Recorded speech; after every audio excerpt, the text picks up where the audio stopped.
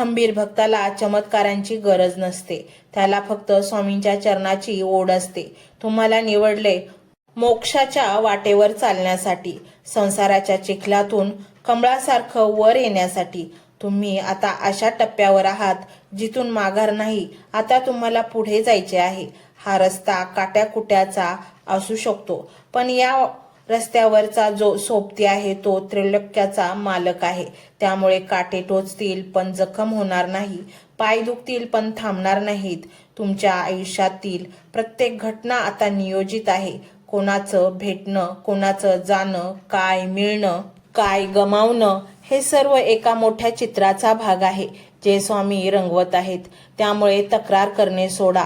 स्वामी हे असंच का असं विचारण्यापेक्षा स्वामी यात तुमची काय इच्छा आहे असं विचारायला शिका. प्रश्न बदलले की उत्तर बदलतात आणि उत्तर बदललं की आयुष्य बदलतं.